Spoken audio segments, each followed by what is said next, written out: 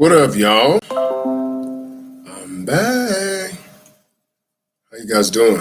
Hope y'all doing good. Oh my God, it's been a hell of a week in terms of this country and all the things that are going on. So I cannot wait to get into that with y'all. It's gonna be deep. I have seen so much go down in these last few days, both locally and nationally, that it is impossible for me not to address this topic right here. So before we get any further, go ahead and like, subscribe, hit that young bell button, and yeah, share this video out if you choose to. You know what I mean? Because this is a very, very important topic, man. What's going on with y'all? So I just want to say something, man. I have seen time and time again privilege actually backfire on the privileged.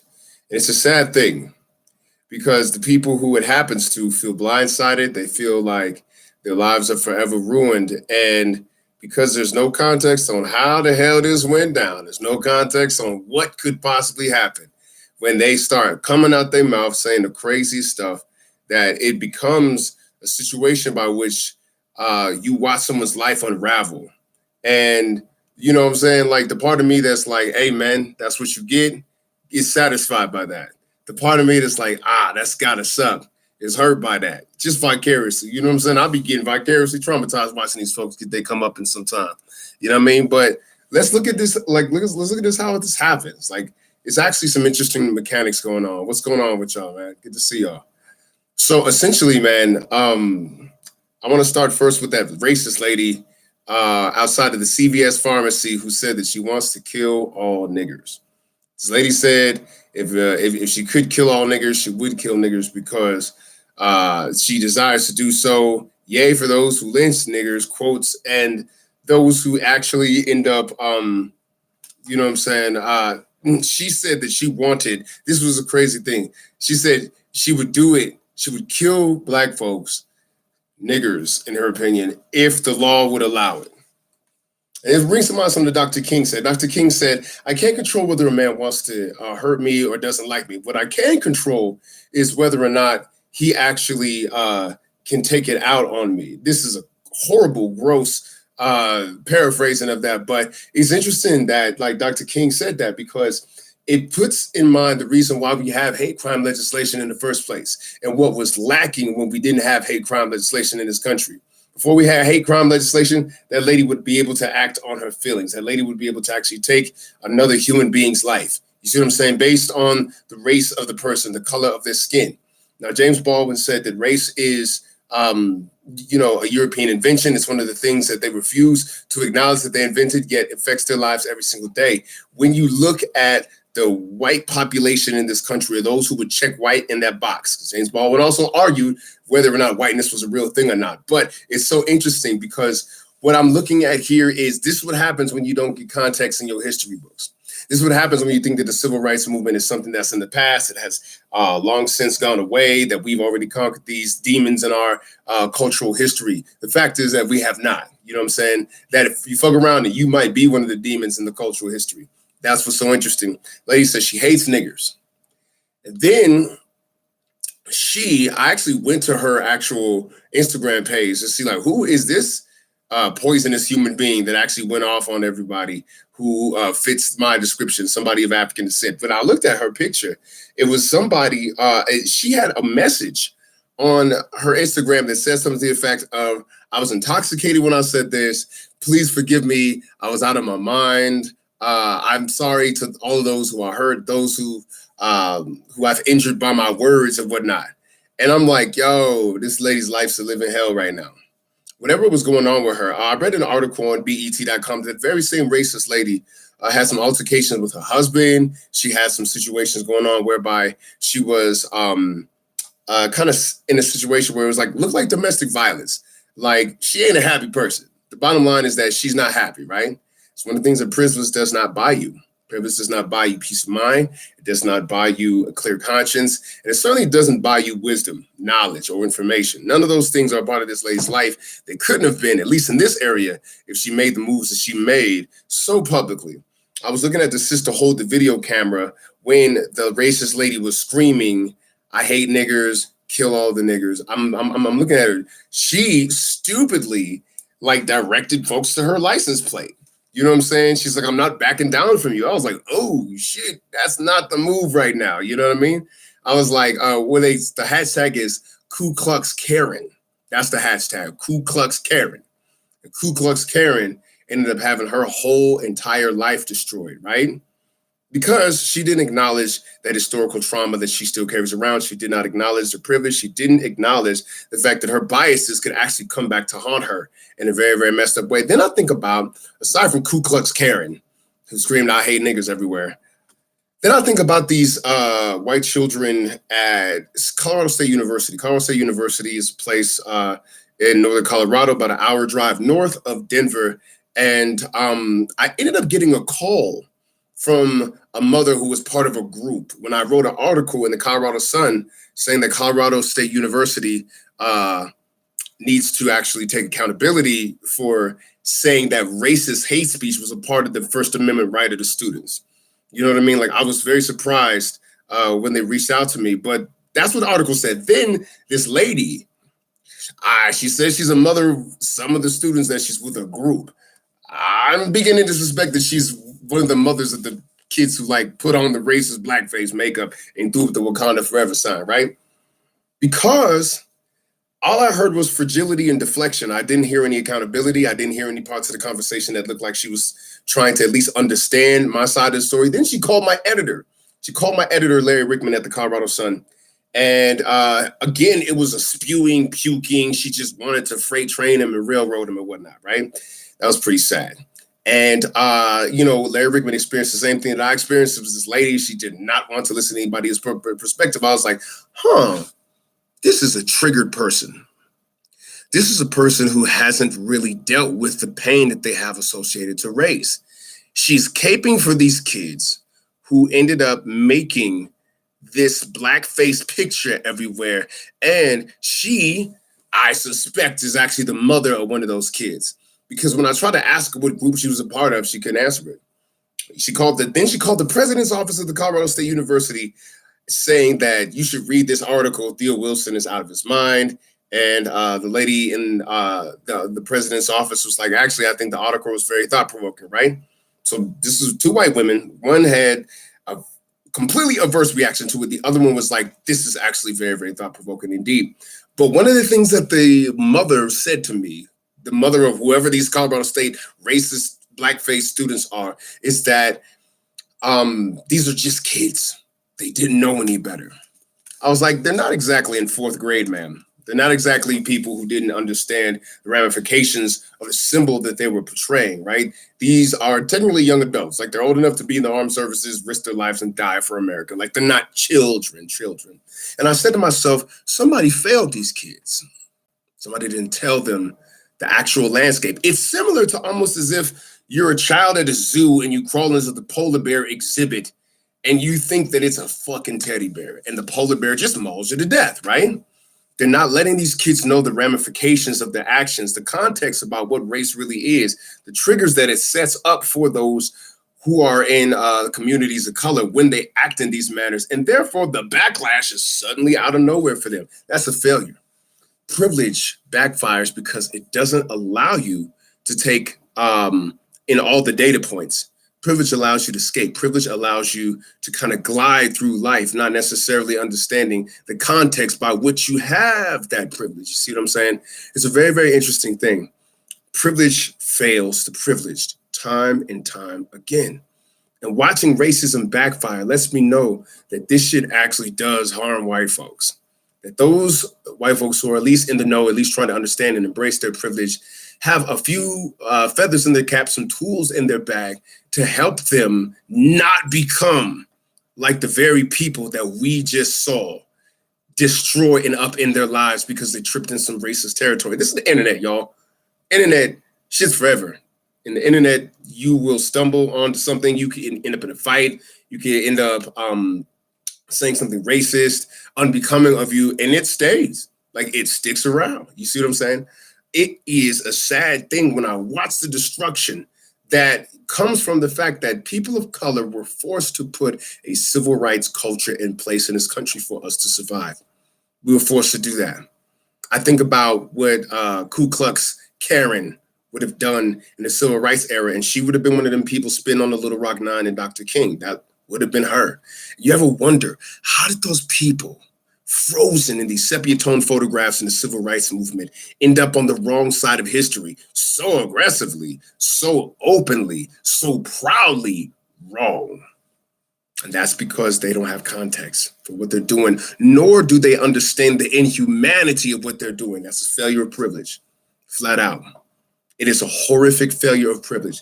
I look at, for example, I had an opportunity to speak with one of the Little Rock Nine, Carlotta Walls-Anir. Carlotta Walls-Anir and I did an NPR radio station interview. And at some point in time, one of the members of the Little Rock Nine actually ended up sitting down on Oprah with one of the white children who was spitting on them, calling them nigga. Like, and you know, when the photograph is taken, their face is like their face is frozen. You know what I'm saying? In that place where you could see their mid epithet, their mid racial slur, and that's history. See what I'm saying? How do you get tribalized against the right thing to do? How do you get tribalized against humanity and against your own humanity? Ultimately, like racism makes you inhumane. I said in one of my previous videos, that when people say fuck America, they're not saying fuck the principles espoused in the Constitution. They're not saying fuck liberty and the pursuit of happiness. That's not what they're saying. They're saying fuck people who say that and then act in the way that Ku Klux Karen did. You see what I'm saying? Because what happens is that when these people fail, so does the ideals of America.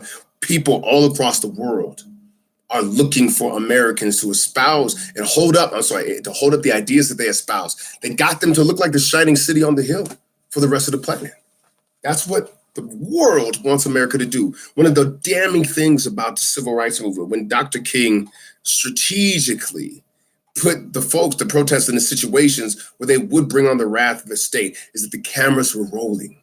And you could see America not living up to what it was supposed to be, what it said to be. Now, Langston Hughes said, America's never been America to me, right? And to a certain extent, not having privilege is a privilege. I'm Black, in case y'all couldn't tell. And one of the things is that for my survival, I was never able to abuse myself with the notion that these principles applied to me. I was never able to abuse myself with the notion that things were fair and just and equal. I was never able to sit down and actually premeditate things that would put my life in danger, given the context, right, that I live in, given the agreements that socially people have about Blackness and Black men and our whatever mythological super predator thing that is out there in ethos, especially when I was a kid, that super predator narrative that Hillary Clinton put out there. You know what I mean? That was the thing that I had to navigate. And so not having privilege was a privilege, right? I think another big failure of privilege, if you look at somebody who has been failed by the idea of privilege, is in fact Donald Trump. Donald Trump has been failed by privilege. And Donald Trump's being failed by privilege is a very interesting failure, because the dude's never had to be held accountable to anything he ever did. Like when I look at him emotionally, I see the emotional intelligence of a baby. That's what we're really looking at. Like more than his bigotry, more than his absent-mindedness, more than his compulsive lying or malignant narcissism, we see a man who's never had to be held accountable for anything in his life. Then he ran for public office, right? First time he ran, he got it. Dude's been a millionaire. I mean, failure after failure. Like you and I couldn't do what Donald Trump did. Like you and I couldn't fail, right? On such a grand scale. 6 motherfucking bankruptcies. Taj Mahal went under, all kinds of terrible shit. And he keeps getting loans, whether it be from American lenders, or Deutsche Bank, or the Russians, who knows, right?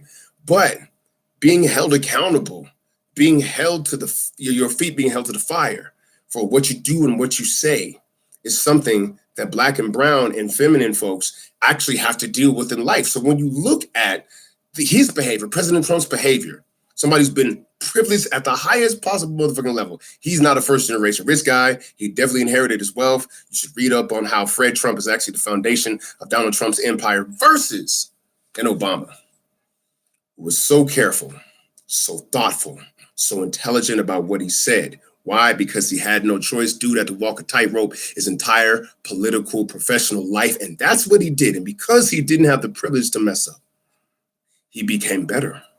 In the same way, women are often of higher moral caliber when it comes to like sex and fidelity. Why? Because that damn scarlet letter, because of that hypocritical slut shaming that we do as a patriarchal society. We brand women as being less than when they do the same mistakes that men get away with all the time. You see what I'm saying? That's a problem that we as men don't understand, that women actually they suffer temptation the same way that we do. They like sex just as much as we do, if not more. But that damn slut shaming thing, that scarlet letter that women get, actually, in a weird way, is a blessing in disguise because it makes them better people. Not like directly. Don't take my words out of context here. What I'm saying is that when they have to develop the discipline not to give in to their every urge, not to give in to their every whim, not to always be somebody who puts their sexuality out there before the world and gets away with being a player and a Mac like men do. Well, what does that breed? Discipline. It's fucked up.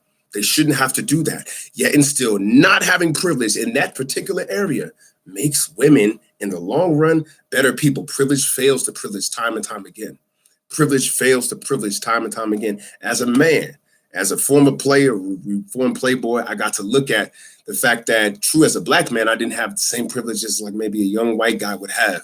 But at the same time, I had the privilege to actually act out in that player, in that sexual way that got me into a whole lot of trouble. My character morally degenerated in the areas that I have privilege. Does that make sense to y'all? Y'all feel free to speak back to me. This is Theo E.J. Wilson. By the way, y'all need to like, follow, and share this video if you agree. If I'm saying something that you don't necessarily agree with, go ahead. You know what I'm saying? I'm here to have that debate with y'all. Like, follow, share, hit the hit the subscribe button and all that stuff. I'm supposed to say that. Okay, so now I've said that. I've done my house cleaning and everything, you know what I'm saying? But it's a deep thing, man. Let's get back to KK Karen and how she hates niggers. That's what she said. She said, I hate niggers.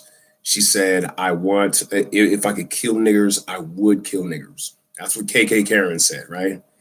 What was so sad about that situation also is that the idea of a nigger, the idea of somebody who needs to occupy the strata in society that is the bottom rung, is a reflection of those who created that society. The absurdity of creating a world based on the hierarchy of hair and hue. Genetically speaking, now we know that the genes that control hair and height and skin color and wide nose versus skinny nose and thick lips versus skinny lips have nothing to do with the genes that control intelligence. Absolutely nothing. See what I'm saying? The overall value of the human family, so much has been wasted by that thing, that curse, that disease called racism. But what's interesting too, to me, is that those who created the idea of nigger were actually the niggers themselves. Those who created the idea of nigger, those who created the idea of somebody having to fit the bottom rung of society like that were actually the niggers themselves. Isn't that interesting? You know, the movie I Am Not Your Negro, it was really supposed to be called I'm Not Your Nigger. I didn't know it was narrated by Samuel L. Jackson, by the way, but you need to look at that movie, I Am Not Your Negro. But it goes into how Baldwin assessed America based on the principles of Jungian projection. Carl Jung, the shadow projection, man. You see, you can't really uproot racism until you understand people. You can't really uproot bigotry until you understand the bigot. You don't really understand America's blind spots until you look at the blind spots of the people in America. You know what I mean? Like, when you have unresolved issues, a lot of times you project them outward onto a convenient scapegoat. That's what we've been. The sad part is when we begin to internalize that themselves. I said there's three I's of racism: internalized, institutional, and interpersonal. We understand interpersonal, that's bigotry, that's the things that, you throw racist slurs around and people are like, oh man, that's fucking racist, right? Spraying swastikas everywhere, that's interpersonal racism. Institutional racism is when you use the mechanisms of society or corporation, anything that has power, coercion, to deprive a large group of people based on their rights because of the color of their skin. Internalized racism is when you have the unfortunate lot in life to view yourself through the ideas and through the lens of your oppressor. So we got a lot of that going on in our community. You know what I'm saying? That's the root of colorism. That's the root of a lot of quote unquote black on black crime, anthropologically and sociologically known as horizontal violence, right? The privilege to do that to other people deprives you of the right to grow. Now, what happens when the whole society is too powerful to grow? What happens when the whole society is too privileged to be mature? That's what has the fate of the American experiment in the balance right now. Like, if you look at it, right? Like, so Donald Trump, he's under impeachment investigation right now. To me, that is, he's doing that because there's another example of his privilege failing him. Motherfucker didn't understand people who listening to him. How you don't know people who be listening to you? You know what I'm saying? Like, if you believe it's the deep state who's trying to lynch Donald Trump, well, God damn it, stop giving him the rope, Donnie. What are you doing, right? But this Ukraine situation is an example of his blind spots as a privileged person. Dude sat up there and, you know, he dodged the Mueller investigation. He dodged this investigation. He got to screw Stormy Daniels and pay her off with campaign contribution money. The integrity of the entire country is eroding because of this man. Like, the integrity of the entire fucking country. Look at this, right? Look at how much future presidents will be able to get away with because Donald Trump got away with everything prior to the Ukrainian scandal. Look at that. Campaign finance violation. Yes, MK, Trump is a privileged idiot. Indeed, indeed. And I would argue that privilege is part of what makes him an idiot. That's the thing. You see what I'm saying? So look, he gets away with you know what I'm saying? He definitely colluded with the Russians. They just didn't find prosecutable conspiracy, but he fucking colluded with the Russians. Like, if you look at the dictionary definition of collusion, that's what the fuck he did, right? They just couldn't pin it on him in a criminal conspiracy way. That's all that happened there, right? Definitely obstruction justice. We got 10 counts of obstruction. So basically, we have the precedent now that a president will be able to get away with everything this motherfucker did. All of this shit is impeachable. You talk about high crimes and misdemeanors. Dude's got property, the emoluments clause, he violated multiple times. He got Mike Pence staying in Trump Hotel when he goes overseas. Shit's insane. He shouldn't be able to do that, right? He's in violation of all kind of shit. What he exposed is the double standard. You don't even have to say Obama wouldn't be able to get away with that shit. Like, you don't even have to say that shit. Of course he wouldn't be able to get away with that. He wouldn't be able to get away with it because privilege, which is just actually positive assumptions about your capability. There was no positive assumptions about his moral capability. He had to prove it every fucking day he was in office. He had to prove it every single day. That shit is stressful. No wonder why the dude aged like 20 years in 8. You see what I'm saying? Because I said this when Obama got elected. Because of his lack of privilege, he has got the longest tightrope walk ahead of him that I have ever seen. And by God, the motherfucker walked it. He walked it. Donald Trump walked the longest tightrope I've ever seen, right? But he developed the character to do it. You know, a friend of mine has an aunt who is a civil rights activist. And what she said was that this aunt of mine said that anger, the urge to get revenge, the urge to express oneself with rage in your voice, was damn near beat out of her in the 60s. Now, whether that's a positive or negative thing can be debated, but what's interesting is that when certain character traits, certain very human attributes are not even available to you because of the pressure that you're under, it creates a different kind of human being. You see what I'm saying? The kind of human being that these old school 1960s civil rights activists who are now senior citizens, they display a kind of self-discipline, public behavioral forbearance that's just not there very often, at least in the modern world. They didn't, you know what I'm saying? They had to chickadee check themselves because the answer for them speaking out of rage, the answer for them speaking out of the natural, justifiable anger that they would have would be a goddamn lynch road. The privileged GOP is picking power over country. Obama would have never gotten away with the crap Trump is doing. A motherfucking man. And we know this. Like, this isn't like, that's not even a controversial statement. Like, we know this. You see what I'm saying? We have a double standard that is very, very detrimental to those who benefit from it. See, here's why privilege backfires on the privileged. Because ultimately, like when the chips finally fall, we don't really get away with anything, do we? Like ultimately, when the chips finally fall, all of us are held to account. The universe, I have been convinced. See, here I go with my spiritual shit. But just like listen to me while I get into my bag real quick. The thing that I'm convinced of right now is that the universe is a conscious thing. The entirety of space itself is awake. It is a recording device. Everything is recorded. Nothing is lost. The idea that there is privilege is a social construction. I almost started to call white supremacy because that, even to the subconscious mind, that sounds like whiteness is supreme. What it really is white. What is it? The acronym was WASP. White artificial social prosthesis. White artificial social prosthesis. That more accurately defines whatever white supremacy actually is. It's white artificial social prosthesis, right? White advantage, right? White advantage social prosthesis. It advantages whiteness. White advantage social prosthesis. It advantages it through the agreements of other human beings. When other human beings begin to break those agreements, it challenges that type of privilege. You know what I'm saying? And that is the power inherent in all sentient, adult, awake beings. And hopefully one day we'll empower children to do the same thing when we start having them contribute to society the way that they should. But the thing about it is that it's just social agreement. Another example of privilege failing the privileged. Let's look at Bill Clinton and Jeffrey Epstein, right?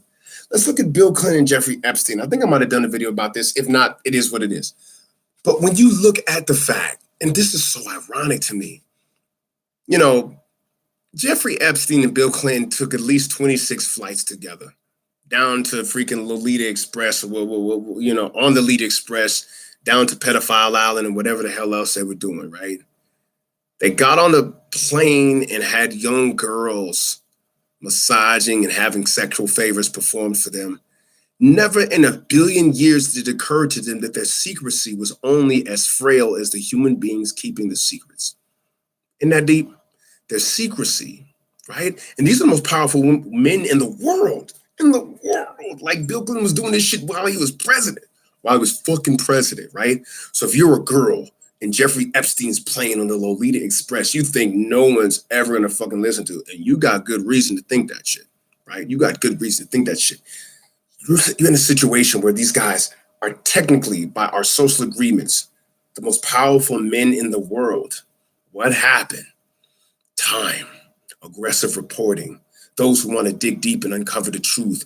Women finally getting the courage once they leave Jeffrey Epstein's web of pedophilia to finally, when they become adult women, stand on their own too and speak for themselves, to hire lawyers, the whole nine, right? They become empowered beings because the privilege that they have to get away with this shit is only as strong as the secret keepers. Once those secret keepers die, once those secret keepers get old, they can't hold that shit for much longer. Nobody actually escapes. All privilege does is just kind of extend the loop of your karma. It just kind of stretches the time period out a little bit more. But that motherfucking shit's coming. It's coming, right? There's no substitute for integrity, upright behavior. There's no substitute for that. When you're privileged, wealthy, and often white and male, you begin to think that there's a substitute for integrity. It's a deception, and that deception is failing you as a person. You see what I'm saying? That's what's going on here. I never leave the fact, and life has proven this to me time and time again, through my own failures, through my own folly, through all the things that I've done, all the ways I've dropped the ball as a man, as a brother, as a freaking boyfriend. You know what I mean? It has taught me the universal truth that like nobody really escapes this shit. People can get it delayed, but they don't really escape their justice. That's a thing to understand. And had that been taught in privileged circles, you see, Black folks, folks of color, women, transgender folks, those who are not the beneficiaries of societal positive assumption, otherwise known as privilege, those who don't have that benefit of the doubt, have to learn that themselves, the very unfairness of their lives. right? And from that unfairness, they fucking grow. From the unfairness, those who are beneath the privilege, those who do not have it, grow. Those who got it, stay, shrink, or regressed spiritually, emotionally, oh my God, mentally, because of the fact that they think they got this thing to goddamn lean on. You see what I'm saying? That's what's super real to me. So yeah, I just think it's so interesting. Like Donald Trump, if you look at his craziness, there was a documentary that was put out on Donald Trump and his abuses of power, the shortcuts he took constructing Trump Tower, him not paying contractors, all of this shit was released in the early 90s. If motherfuckers really wanted to do their research on this cat, they could have done that shit. Like, you know what I'm saying? Like in the early 90s, it was clear that this dude was a huckster, a fraudster, a con man. It was all there. All the information was right there. Why didn't they do it? Let's look at another group of privileged people who've been failed by their privilege. Fucking Trump voters. Middle class white America who thought that this was going to be their guy, who could abuse themselves of the deception that talking like this in public, Donald Trump speaks vicariously through them. He emboldened. Woo! Look, a lot of these folks got their ass whooped on World Star Hip Hop talking that Donald Trump shit to the wrong black person. I'm going to tell you that right now. A lot of these folks got their asses whooped, right? Privilege failed your ass. And they know, like, I remember I saw a video of a Trump supporting guy, middle-aged white guy, maybe a little older than middle-aged. He ran up on this giant bearded brother. I mean, you know what I'm saying? I'm young, black, and can fight. I still want to run up on this cat, right? I want to run up on this brother. This older white Trump supporter dude ran up on this black man. And you know what? He was woofing, but it was like, all right, it was cool. He wasn't going to do nothing. Man, that old white dude called that brother a nigger.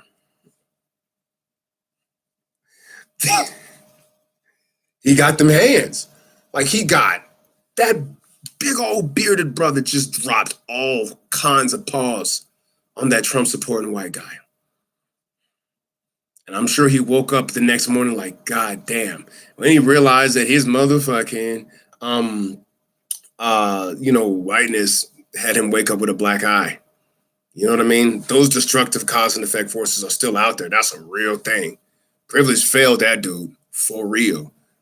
Another group of folks, like within the same Donald Trump voter demographic, who privilege has failed.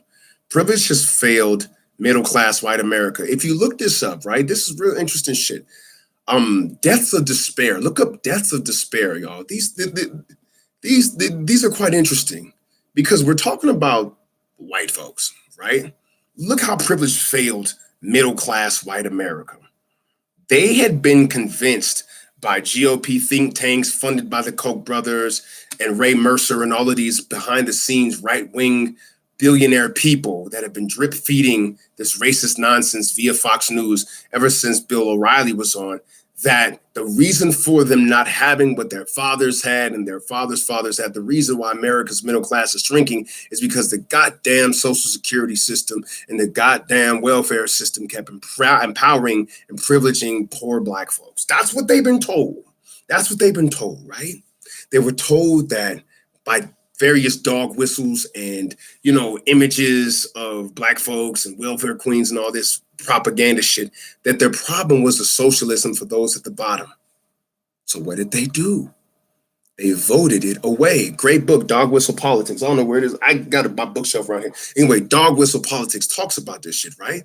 And I saw this dude speak in like 2015, but Dog Whistle Politics talks about this shit, right? Middle class white America voted away the very social safety nets that were set up for them by FDR, Roosevelt. Roosevelt set up all these social safety net systems from, the precursors to Medicaid, to unemployment insurance, to welfare. This was set up for white Americans. Black folks couldn't even participate in these programs until the Civil Rights Act.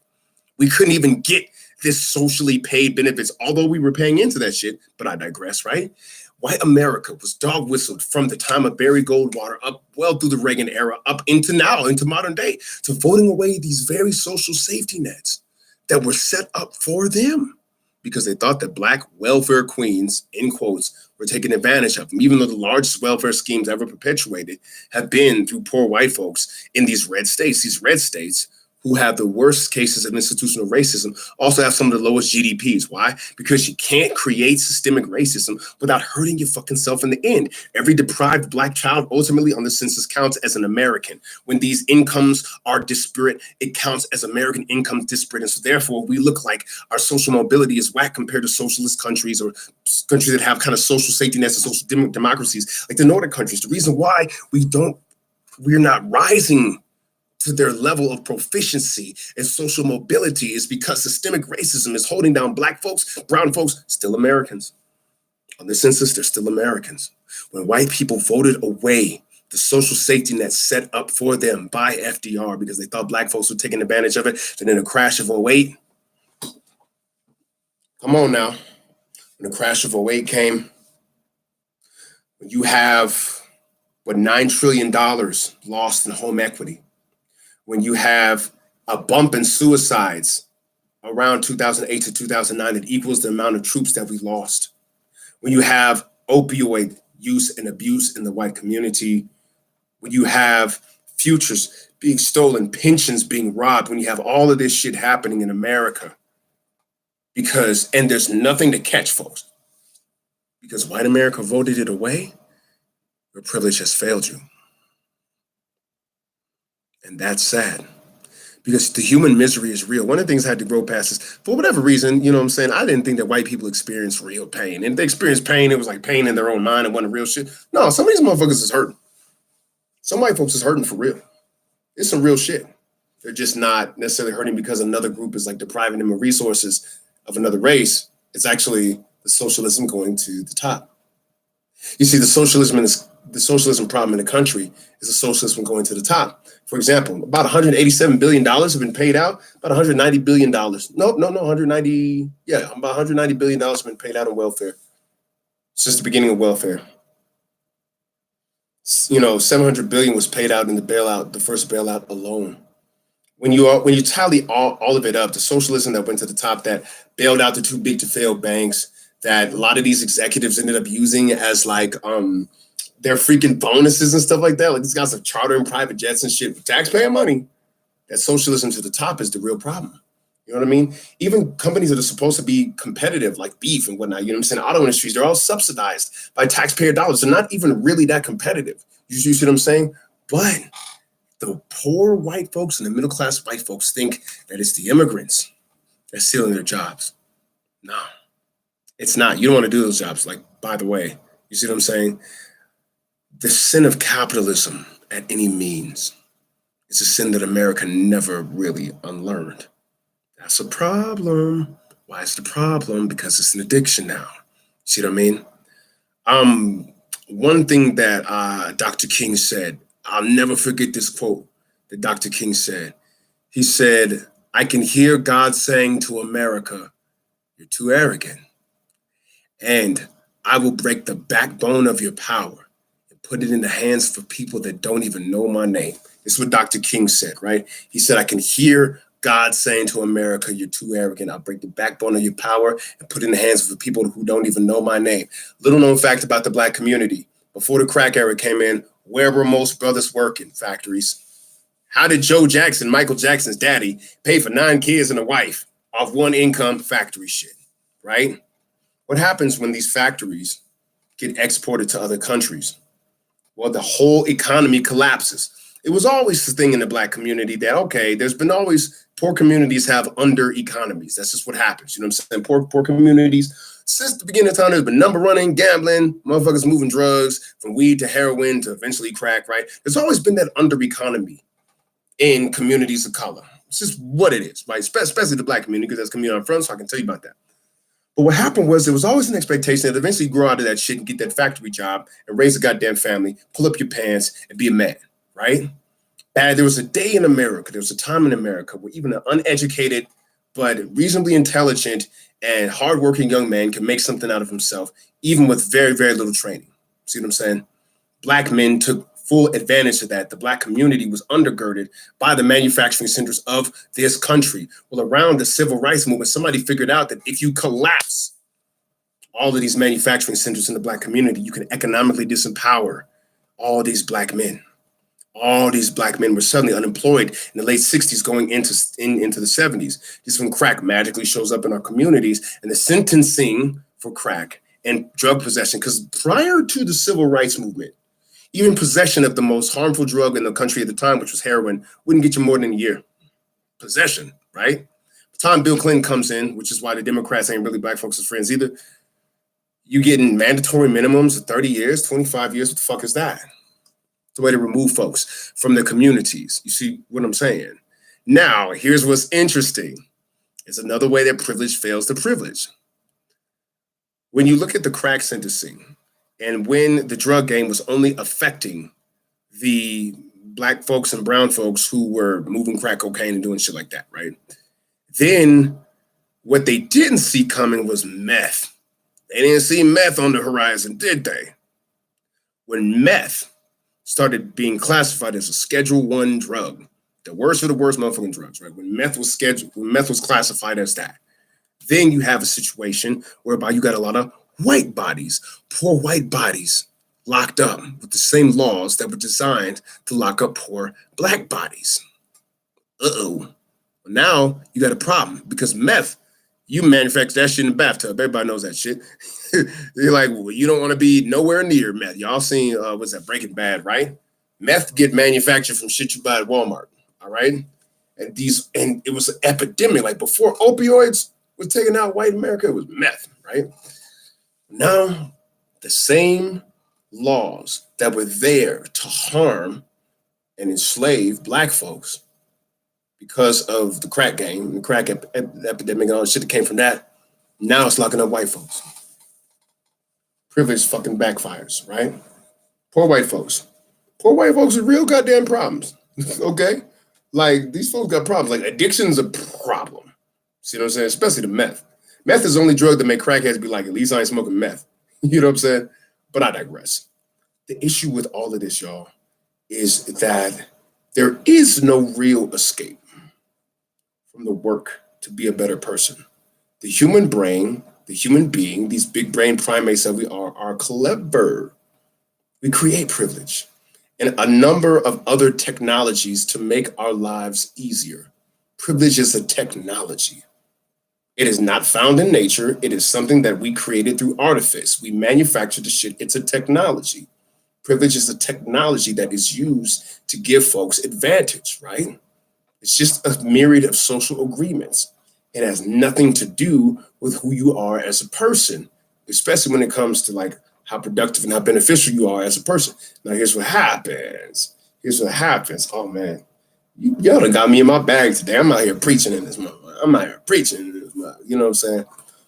What goes down a lot of times is that the actual character of you becomes the alpha and omega of your professional career. Who you are as a person, what you've made of yourself, and what you've allowed to generate. And I say this, with full knowledge that I am an incomplete product. Like I'm saying this to myself too. But to always be vigilant that your privilege could be getting in the way of you developing the very character traits that could make you hold on to what you gained materially. See what I'm saying? Like that's what's so deep about it, yo. For what shall it profit a man to gain the world, only to lose his soul? For what shall it profit a man? It'll profit him for a while. Another example of this, well, male privilege fuck somebody up. Bill Cosby. Oh shit. I know he didn't think he'd be spending his 80s quite like this, right? Right? Cosby, another example of how privilege failed somebody. Let's go into that shit, right? Bill Cosby, black man. You look at old school Bill Cosby, that motherfucker was woke as hell. Old school Bill Cosby. There's some videos of him out there saying some woke ass, black ass, real ass shit. That was the zeitgeist at the time. When the zeitgeist changed, so did he. It was always malleable in Bill. You see what I'm saying? Motherfucker had all the fame. Fame's a privilege. It is a manufactured advantage. It is social technology. That's why people seek the shit. Fame is a privilege, right? It's like the only privilege that a brother could get. He's like, at least I can get famous. I can get on top of the world in some kind of way, right? Well, he got it, goddammit. Very talented, very clever brother, right? Within that privilege, he gains the world. See, a lot of y'all was born after the 80s. I was born in the 80s. I remember the Cosby era, man. I remember that shit. All right. Like, Bill Cosby was on top of the world. Black folks was on top of the world. It felt like. It felt like there was an expanding black middle class, which my family was a part of. You know what I'm saying? Like it seemed like things were on the up and up. 1965 might as well have been 1865 when I was a kid, right? Because the way that the Cosby era made it look for all of us, made it feel like, unless you was in the ghetto, because then there was Cosby era was also the same era as the crack era. But if you was part of the black middle class, it looked like there was actually room for advancement for you, right? Cosby made it all look possible. But as we have seen, his personal life is the alpha and omega of his material worldly success. And it all came back on him. And it makes me sad. Like, I'm not going to hide my big old heart here. It makes me sad to see that shit. You see what I'm saying? Because when that kind of thing happens, I understand how people fall for the okie doke. I get it. I've experienced fame. I know what that shit feels like. It is like coke. You want more of that shit. You understand what I'm saying? Like, I know what it feels like. When you combine that social prosthesis with unhealed childhood wounds and then fame, like look at R. Kelly. It's another motherfucker, black person. Now we talking about brothers. Privilege fails a privilege. I don't give a fuck. We're gonna talk about brothers too, right? R. Kelly. Fame is a privilege. Fame is a privilege, and R. Kelly obtained it to a massive level. Motherfuckers knew this is how you know fame is a privilege. It's the same social prosthesis. Dude had enablers and everything, right? Right? These enablers made sure that this motherfucker never overcame his problem with young women, with girls. Made sure he never overcame it, right? So now he's dealing with the shit where this dude's suffering the backlash of it, and all he's ultimately obtained is millions of witnesses to his downfall. That's sad. Like real shit, like that is an American tragedy. That's the double-edged sword of fame, right? The double-edged sword of fame is that you will see the other side of the sword if your internal life ain't together. Because that'll be that many more people watching you when it all unravels. It's a situation that we as a people, a society that worships this kind of social prosthesis, whether it be privilege, whether it be fame, whether it be whatever unearned advantage that we have to understand that, right? Privilege will ultimately fail your ass. It fail you majorly if you don't understand that this is just artificial. You see what I'm saying? I'm bringing it on back to KK Karen. She lost her job. That white lady who blew up lost her motherfucking job. You see what I'm saying? Like she is no longer employed. Her ass ended up getting all kinds of fired because of some unexamined personal shit. Now she about to be poor. She's about to join the class of people, at least economically speaking, who she hated so much. That is an American tragedy. This is why we have to address what looks like privilege. It is an illusion and it sets people up for the okey doke. Don't believe the hype, y'all. Who you are as a person will be the alpha and omega ultimately of who you become in this world. In a material, shallow kind of way will be made by who you are as a human being or unmade by it, ultimately. You see what I'm saying? So till next time, that's my time, y'all. I'm Theo E.J. Wilson. Like, follow, and share if you agree this message. I really appreciate y'all tuning in with me today. And yeah, let's go, man. I'm loving this. I'm gonna probably be more consistent with these YouTubes. So I'm about to be here likely on Tuesday and Sunday around 6 p.m. Tuesday and Sunday at 6. I'll be here dropping that game on y'all. Appreciate y'all time. Holla back.